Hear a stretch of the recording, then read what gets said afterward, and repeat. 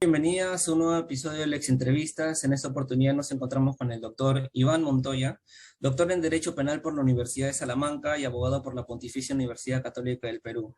Es director de la Maestría de Derechos Humanos de la misma universidad, profesor principal del Departamento de Derecho y asesor del IDEPU, y ha sido jefe de la Unidad de Extradiciones de la Procuraduría Anticorrupción. Doctor Montoya, muchas gracias por estar aquí. Muchas gracias. Solo una precisión. He sido director de la Maestría de Derechos Humanos hasta hace poquito. Ahora es otra directora en la Maestría de Derechos Humanos. Muchas gracias, doctor, por la aclaración. Bueno, el tema a tratar en esta oportunidad es sobre colaboración eficaz. Esto debido a que la Comisión de Justicia y Derechos Humanos del Congreso, creo que actualmente presidida por Gladys Echaíz, fiscal de la Nación 2008-2011, ha dictaminado dos proyectos de ley, el 12-2021 CR y el 565-2021 CR, el cual busca modificar las disposiciones del Código Procesal Penal y el Código Penal referidos justamente a este proceso especial de colaboración eficaz. Sobre ello, doctor, quisiéramos hacerle algunas preguntas. Primero, y de manera muy introductoria, para ir desenvolviendo el tema, quisiéramos saber qué es la colaboración eficaz. Gracias de nuevo por la invitación a Iter Criminis. Sí, la primera pregunta es importante para ir aclarando conceptos. La colaboración eficaz yo diría que es como uno de los instrumentos que tiene el derecho penal premial. Es decir, es un instrumento que utiliza el derecho penal a efectos de que a cambio de información proporcionada y reconocimiento de responsabilidad proporcionada por un sujeto, por una persona, es decir, reconocer responsabilidad y aportar información sobre la comisión del hecho delictivo, sobre los otros participantes, sobre otros eventos delictivos realizados, a cambio de esa información y del reconocimiento total o parcial de ciertas cuotas de responsabilidad, el derecho penal le concede algunos beneficios, que puede ir desde la exención de una responsabilidad penal hasta una atenuación, hasta una remisión, ¿no? Dependiendo del estado en el que se encuentre el colaborador y dependiendo también de la importancia de la información proporcionada por este. Esto es un instrumento fundamental en la lucha contra la criminalidad moderna actual, especialmente la criminalidad organizada y sobre todo criminalidad organizada transnacional. Por lo tanto, la colaboración eficaz, en resumen, es un instrumento del derecho penal premial que a cambio de información y de reconocimiento de responsabilidad para poder evitar la comisión de nuevos delitos o esclarecer los existentes, se le otorga determinados beneficios vinculados a su situación respecto a una pena eventualmente que merezca, ¿no? Reducción, exención de pena, remisión de pena. Nos mencionó, doctor, que esto se da más que todo en el ámbito de la criminalidad organizada. Sobre ello quisiéramos preguntarle, ¿cualquier persona puede ser colaborador eficaz o de cierta manera la jerarquía que tiene esta persona dentro de la organización tiene alguna relevancia? Mire, en principio cualquier persona que haya estado involucrada en algún evento delictivo vinculado con alguno de los delitos, sobre todo o especialmente de criminalidad organizada que regula la normativa nuestra, y repito que esté parcial o totalmente involucrada en alguno de los hechos delictivos y conozca o tenga información sobre la comisión de los eventos delictivos que se van a realizar o que se hayan realizado, puede ser colaborador eficaz. En principio está hecho para romper la estructura de estas organizaciones, por lo tanto, los mayores beneficios se otorgarán a aquellos mandos intermedios que tienen información de aquellos jefes o líderes de la organización. Sin embargo, en determinadas materias, digamos, los líderes que puedan aportar información sobre la estructura pueden ser pasibles, probablemente los que están en más alta jerarquía, no ya de una exención de responsabilidad, pero probablemente sean pasibles de una reducción de la responsabilidad. Esto ocurre mucho en instituciones vinculadas sobre todo a instrumentos de derecho penal premial en casos de terrorismo, ¿no? Donde las cúpulas pueden acogerse, pero no tienen el beneficio de la exención de pena, sino simplemente el de la reducción de pena, ¿no? Claro. Perfecto, doctor, muchas gracias. Ahora, ya entrando un poco más al tema y entrando un poco más a profundidad al tema que nos trae hoy día esta entrevista, quisiéramos preguntarle sobre los cambios que ha realizado esta comisión. ¿Cuáles han sido principalmente o cuáles detecta usted que han sido los cambios más importantes que ha realizado la Comisión de Justicia y Derechos Humanos del Congreso Sí, de la colaboración eficaz? bien, gracias por tu pregunta. En realidad, hemos conocido y hemos tenido acceso al texto sustitutorio, al final aprobado en la comisión, y que busca reformar el procedimiento de colaboración eficaz regulado en el Código Procesal Penal. En realidad, la reforma tiene algunos aspectos que son innecesarios, que son simplemente añadir algo que ya está, por ejemplo, la protección de la identidad del aspirante a colaborador, son temas que están regulados desde el propio Código Penal, reglamentos de la Fiscalía de la Nación, por lo tanto, insistir en ello es como absolutamente innecesario.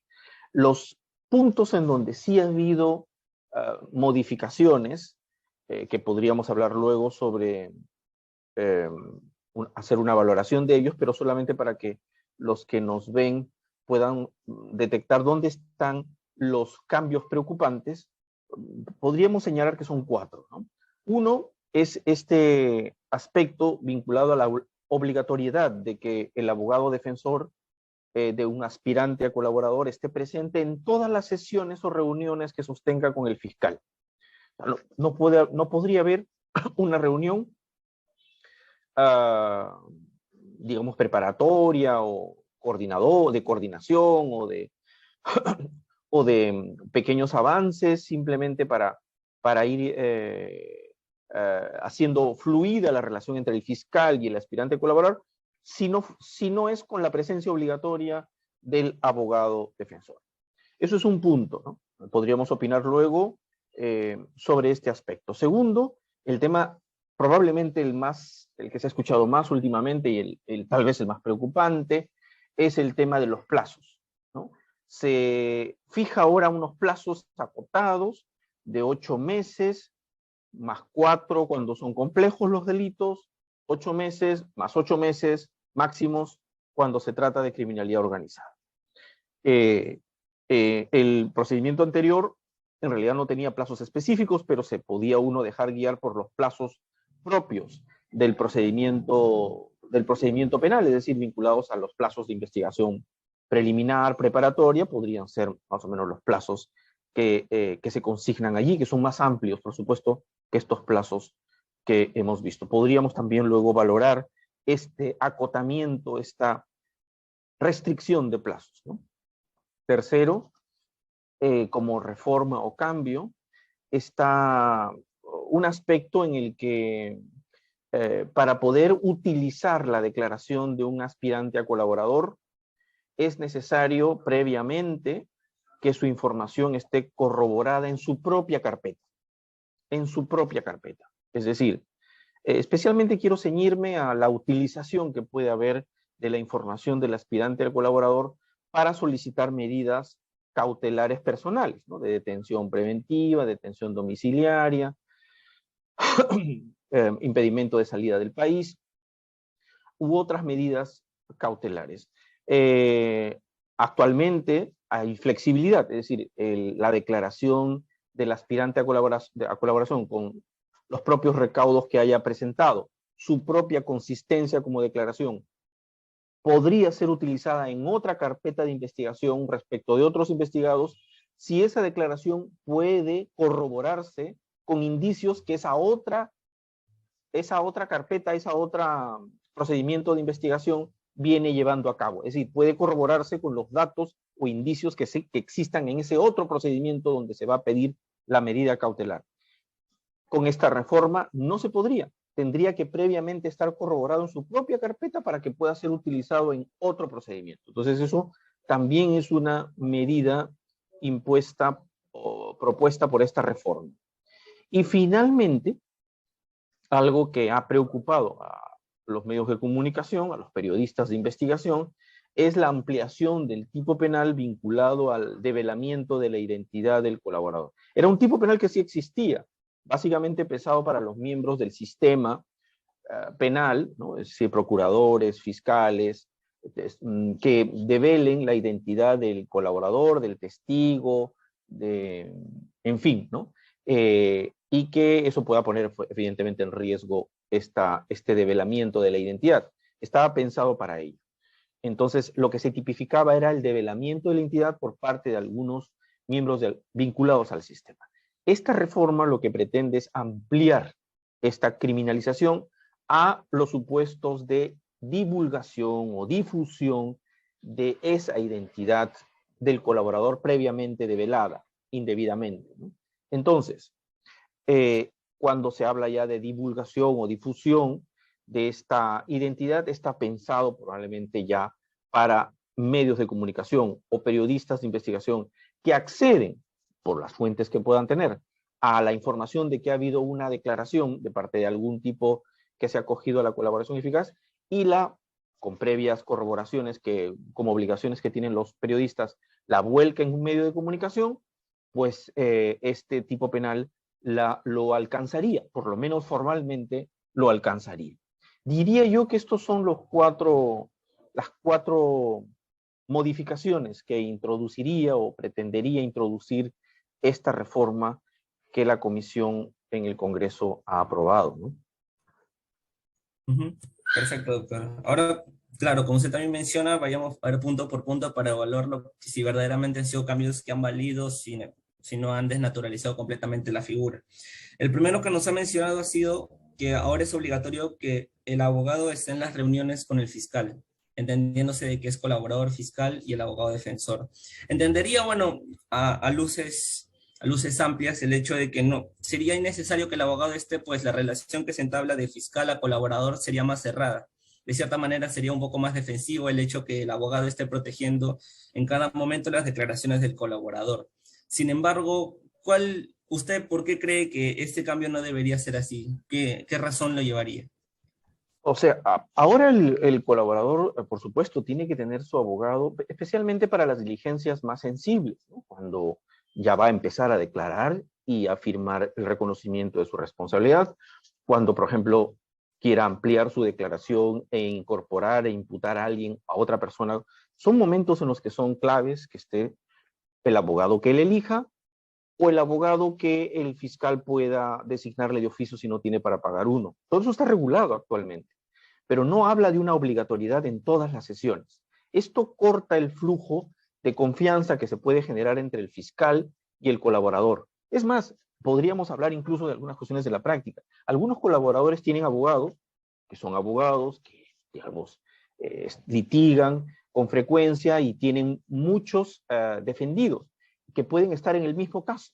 Y puede ser un colaborador que todavía no tenga la confianza suficiente en su abogado y pretenda una audiencia, una conversación con el fiscal. Entonces, creo que por distintas razones en las que uno puede, digamos, permitir el flujo de información o de confianza entre el fiscal y el colaborador, no debería ser exigible esa presencia obligatoria en todas las instancias. Es más, parecería ser que cuando se exige esa presencia y no se la deja abierta solo para los actos más importantes, parecería ser que la norma o la reforma está pensando, o mejor dicho, tiene una suerte de actitud de desconfianza con los fiscales, volcando como garante de la información al abogado y dejando de lado al fiscal como sospechoso de querer manipular al colaborador, cosa que desnaturaliza la función esencial del fiscal, que es el primer garante de la objetividad de la investigación. Entonces, me parece que complica, obstaculiza la relación que pueda ir gestándose entre el fiscal y el colaborador eficaz, ¿no? Eso es un punto con relación a esa primera reforma, ¿no? Perfecto, doctor.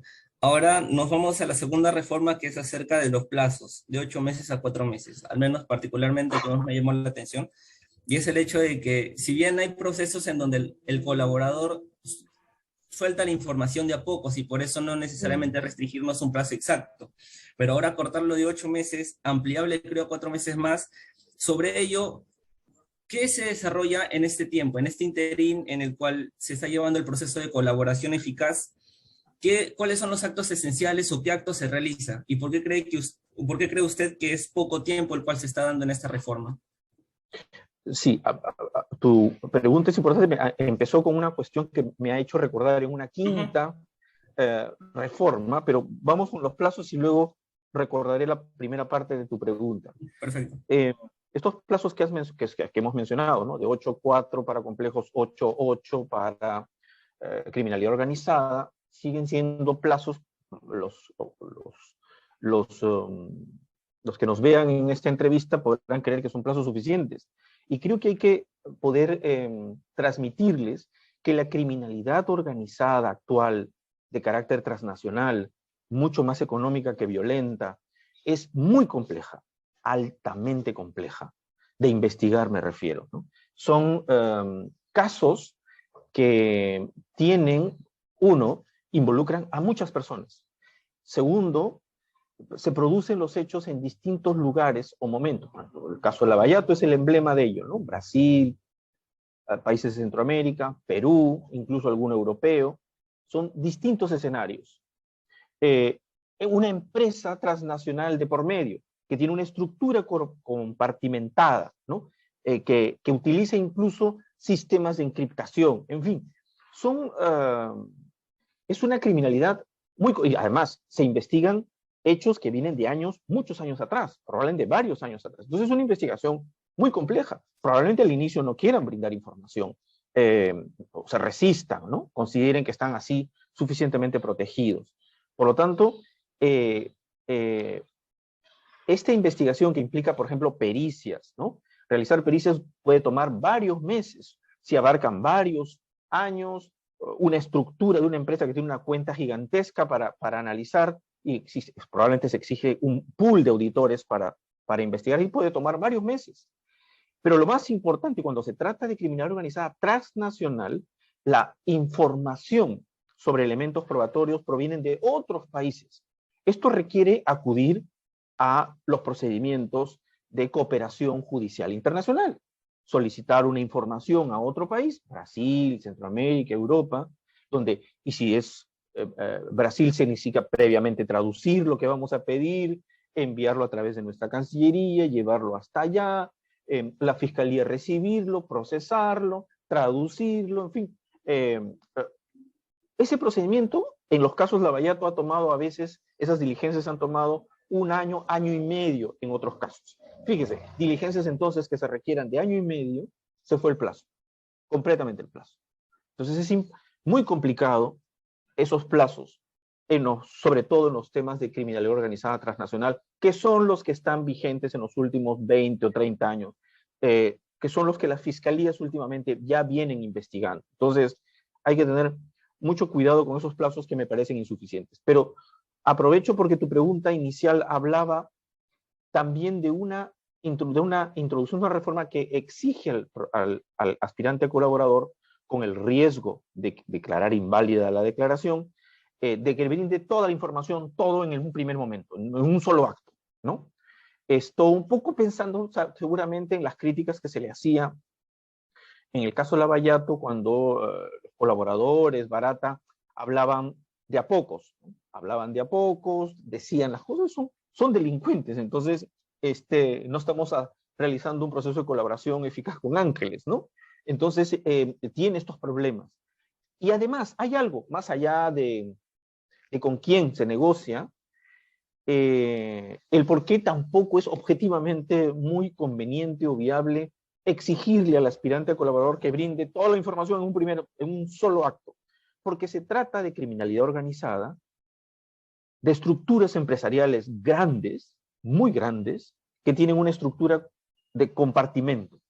Por ejemplo, Barata puede pedir, entréguenle este dinero a este sujeto. Manda la orden a la central en Brasil. La recibe un sujeto que no sabe, digamos, que la pidió tal, pero este otro le pide a otro sujeto que maneja solamente de manera encriptada esa cuenta donde va a salir los recursos. Llega con clave. No sabe de quién se trata. La clave se le entrega a otro y ese otro la entrega a un funcionario en Brasil. Entonces, estos conocen solo una parcela de la información. Entonces, Uno puede decir, sí, le entregamos dinero, pero todavía no tengo información de dónde salió, de qué caja salió allá. Déjame hacer la averiguación. Entonces, por favor, no podemos exigir, incluso por cuestiones de esta índole, una información total a un aspirante a colaboración en estas estructuras organizadas. Entonces, solamente para recordar lo primero que dijiste en tu pregunta, esta segunda pregunta, ¿no? Parecería hasta interesante el saber que al menos desde esta segunda reforma y la que también se ha incluido, ya podríamos ver de que el perfil que se tiene al menos en esta reforma es justamente la celeridad al momento de la colaboración eficaz, de la información que se tenga desde un primer momento y los plazos para desenvolverlo, como que ya se tendría un perfil, ¿no? Y es interesante analizar el hecho de que ya no se busca tanto la eficacia de la información, sino se busca más la celeridad en el proceso. Ya teniendo particularmente cada uno su opinión respecto de los plazos que se está tomando actualmente con los procesos y demás. Pero al menos el perfil ya se va notando desde esta pregunta. Ahora, pasando a una tercera reforma, para el uso de las declaraciones se debe corroborar en la misma carpeta. Sobre ello, ¿qué consideraría de que al menos es restrictivo el hecho de que una información se tenga que corroborar para que recién sea usada? ¿O por qué consideraría usted de que esta reforma no debería estar dentro de...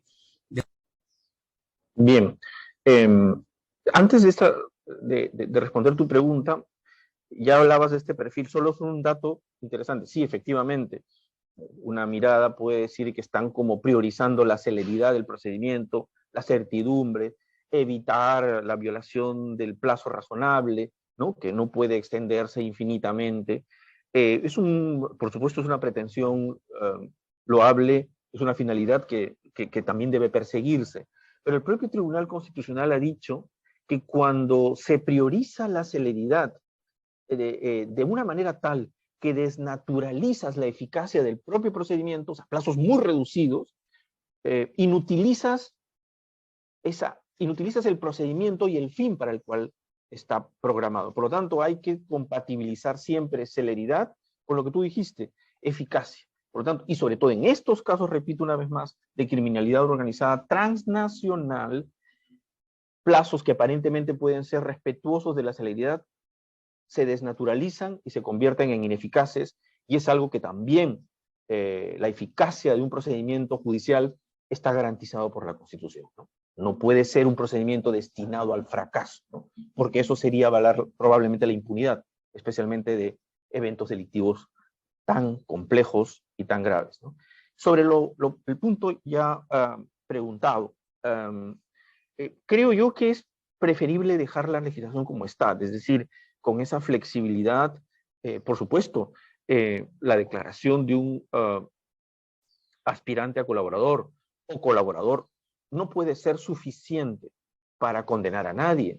Se exige en nuestra legislación actual que ésta sea corroborada con algunos indicios en la propia carpeta o en otra carpeta. Digamos, eso es importante.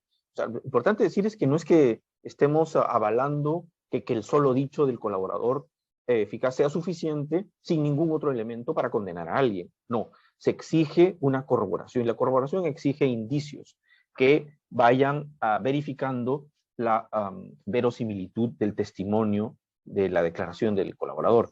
Ahora, de lo que estoy tratando de señalar es simplemente ese encorsetamiento de obligar que en la propia carpeta del colaborador, allí se corroboren sus dichos y sus afirmaciones antes de ser utilizada en otro procedimiento, en otra carpeta fiscal, en otra investigación fiscal, donde probablemente esa declaración calce muy bien con elementos indiciarios ya verificados y calza perfectamente y sea un apoyo coadyuvante, definitorio o probablemente suficiente para poder pedir una medida de detención.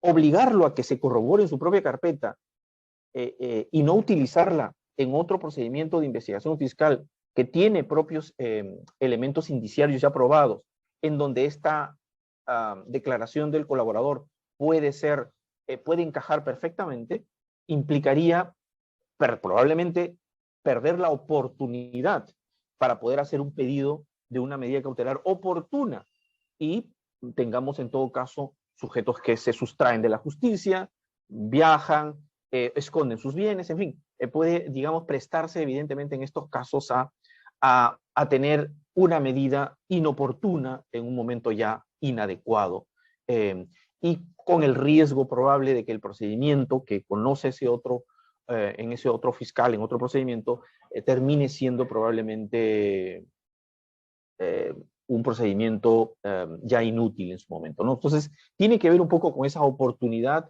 y esto que hablábamos, la eficacia de los testimonios, no solo en el propio carpeta, sino también en otros procedimientos fiscales, ¿no? Perfecto, doctor. Muy claro, al menos hasta ahí. Y ahora ya tendríamos el último punto, que sería acerca de que los medios de comunicación ya no podrían divulgar la identidad del colaborador eficaz. Sobre esto al menos entendería de que de alguna manera corta la opinión pública el hecho de saber de que una persona ya está dando declaraciones respecto de cierto caso. Pero el hecho de que no se comunique al menos la identidad de la persona que está colaborando podría influir dentro de la propia persona, es decir, de que al momento de que los medios de comunicación saquen la identidad de la persona que está colaborando, esta persona de cierta manera se vería restringida al momento de seguir dando declaraciones por el hecho de que su identidad ya no está privada, sino de que ahora es pública y es de pleno conocimiento de todo aquel que al menos visite estos medios de comunicación, el hecho de que su información ya está siendo dada, de que él está colaborando. Entonces, esto se vería de alguna manera restrictivo para la persona, entendiendo de que finalmente los colaboradores son personas y de que de cierta manera también se verían afectados el hecho de que todo el mundo conozca de sus declaraciones, o al menos de su intención a colaborar. ¿Qué opinión le respectaría este cuarto punto? Sí, la identidad del colaborador, y no hay que olvidar lo que decíamos al inicio, ¿no? Esta institución está pensada sobre todo para los casos de criminalidad organizada. Eh, la identidad del colaborador es un aspecto que tiene que ser muy cuidado y protegido, evidentemente. Sobre todo estamos pensando para los casos de criminalidad organizada violenta, ¿no? Esta en la que una delación, una colaboración puede poner en grave riesgo la vida y la integridad física del colaborador o de su familia. Por lo tanto, puede generar un retraimiento en la continuación de su colaboración e incluso puede retractarse, ¿no? Y podría fracasar. Es muy sensible, por lo tanto, la protección. Y eso hay que cuidarlo. Los fiscales son los primeros llamados a proteger esa identidad para que el colaborador se sienta confiado, se sienta un poco tranquilo, seguro. El colaborador no solo es sujeto de derechos y hay que proteger su integridad física y su vida, sino que también es una fuente de prueba. Entonces hay que protegerlo, sobre todo porque es un sujeto de derechos, pero también porque es una fuente de prueba. Y hay que cuidarlo en el sentido de que no se retracte, no deje de colaborar, mejor dicho, en las etapas posteriores del procedimiento o donde se va a requerir. Entonces, eso es importante. Por lo tanto, si hay en algún caso donde algún miembro del sistema, que puede ser el propio abogado defensor, que puede ser el propio abogado del Estado, el procurador, que puede ser el propio fiscal o incluso el juez en algunas instancias, o algún miembro que devele la identidad, hay que identificarlo y someterlo a un procedimiento sancionador. Eso, y probablemente le corresponde el tipo penal que está vigente, ¿no? Por develar esa identidad y en todo caso también poner en riesgo la vida y la seguridad. Pero ese punto, una vez pasado a los periodistas, creo que la responsabilidad está adentro, en algún miembro de ese sistema. El periodista tiene otros deberes, deber de informar al público asuntos de interés público. Si considera que es un asunto de interés público y corrobora su fuente de alguna manera con algunos indicios periféricos, es parte de su rol, es parte de su derecho a informar a la ciudadanía esos aspectos de interés público. Por lo tanto, el que el tipo penal se haya ampliado y que pretenda, aunque sea formalmente, involucrar al periodismo de investigación, a los medios de comunicación, creo que raya ya con lo inconstitucional, ¿no? Por la protección del derecho a la libertad de información. Y hay que distinguir ambos planos. Hay que distinguir ambos planos, ¿no? Sería más que todo ya no yéndonos a la misión que tengamos ya todos en general por preservar que ese proceso vaya yendo en popa, sino ya viendo el perfil de cada persona y cuál es la misión finalmente de cada institución. Como usted bien menciona, los periodistas tendrían esta misión de comunicar si corroboran la información. Y quienes están más allegados a este proceso de colaboración eficaz, a cuidar de que esta información no salga. Así de que si los medios de comunicación sacan una información que finalmente ellos lo corroboran desde su punto de vista, sería al menos la responsabilidad ya de aquellos que han develado esta información dentro del proceso de colaboración eficaz. Ahora sí, ya más o menos ahí está llegando la respuesta. Ahora ya, doctor, algunas preguntas finales, ya para ir cerrando la entrevista. Ya yéndonos un poco a un plano más futurista, un plano un poco más al futuro respecto de qué sería el proceso de colaboración eficaz si se aprobara finalmente este proyecto de ley. ¿Consideraría que seguiría usándose, al menos por parte de los fiscales? ¿Seguirían usando este proceso teniendo en cuenta el plazo, de que se proporciona más a la celeridad que a la eficacia de su investigación? Porque son finalmente los fiscales quienes llevan ello. ¿Qué consideraría usted? ¿Cuál sería el futuro de la colaboración eficaz? Mire, este proyecto en realidad creería yo que debilita sustancialmente un instrumento importante para la lucha contra la criminalidad organizada, vinculada incluso a la corrupción, vinculada al lavado de activos y otros delitos. Lo debilita, creo yo, sustancialmente. Por lo tanto, casos como Lavallato, los Cuellos Blancos del Puerto, Club de la Construcción y otros que se presenten, sobre todo vinculados a este régimen también, que puede involucrar a gobiernos regionales, no solo uno, sino probablemente a varios gobiernos regionales, los fiscales tendrán un instrumento debilitado. Probablemente algún colaborador ya no se anime, digamos, a presentarse como aspirante a colaboración. Si esto todavía tiene una envergadura transnacional, prácticamente será inútil y, digamos, hacer los esfuerzos de realizar diligencias de cooperación judicial internacional ya será como inútil, probablemente no le llegue la información a tiempo, tenga que cerrar la investigación y tenga que avanzar incompleto hacia una etapa posterior, casi condenado a no obtener una sentencia condenatoria óptima. Por lo tanto, quiero decir que en algunos casos sensibles, sobre todo complejos, o sobre todo de carácter transnacional, este proyecto de ley, si viera la luz como ley, los está condenando con una alta probabilidad a una situación de impunidad, ¿no? Perfecto, doctor. Bueno, ya finalizamos la entrevista. De parte de Iter Criminis quisiéramos darle las gracias por darse ese espacio para hablar sobre temas tan importantes y sobre temas que finalmente van a traer discusión en los próximos años, en los próximos meses, respecto de las reformas que se está formando. Nuevamente darle las gracias por este espacio y invitado a otras sesiones que tengamos más a futuro. Muchas gracias.